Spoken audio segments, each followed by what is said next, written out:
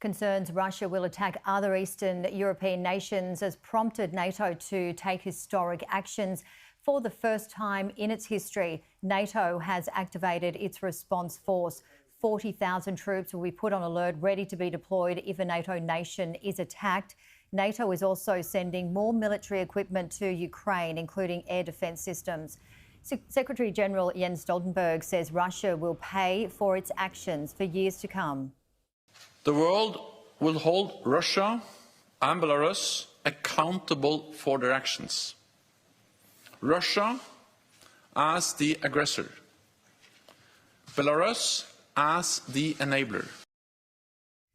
Joining me is Anton Bogdanovych, organiser for protesting and a lecturer in the University of Western Sydney. Thank you so much for joining us this morning, Anton.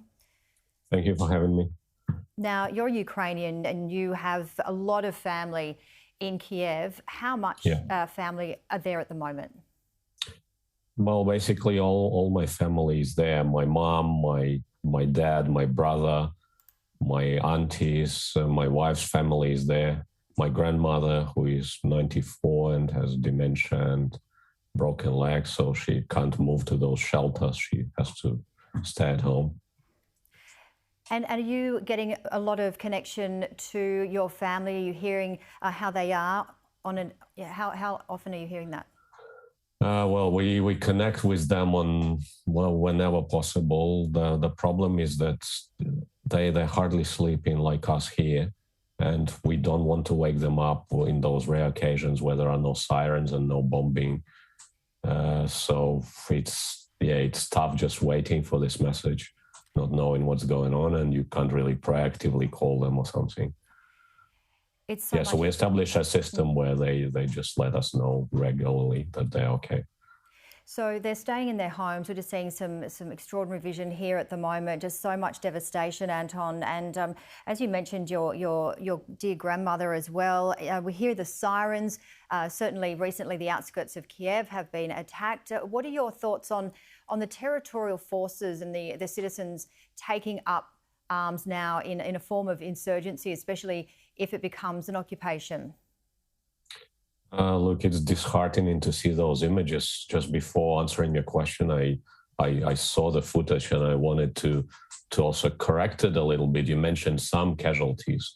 From what we know is that Russian casualties in those 2 days alone are greater than those in 2 Chechen wars combined. So because they are attacking us and we are defending, we know our country, we have the weapons, we have the position. So it's always that the attacking part receives many more casualties. So sorry, I lost track. What was your question again? I was just basically talking about the insurgency. So your thoughts on the territorial forces and the citizens taking up arms now. And we've certainly got a lot of soldiers and a lot of young people who are certainly very inexperienced as well. Yeah, so we've been living with this for 8 years. So people have been preparing, people have been training. And then the thing is, it's our land, right? So Putin just denies the existence of my country. And people are not prepared to give up. It's their country, it's their land, they're on their territory, they're defending their country. And we have massive queues waiting to enroll in the army. The queues are so big that it's not enough to process all these people. So they started to just give out arms to anyone on the streets, and our people will prevail. I have absolute certainty in this. We were told that today is the toughest day. They threw all they have on Ukraine, and everyone resists the way they can. And everyone resists globally as well, internationally. So every one of us is doing what we can. They can't defeat us.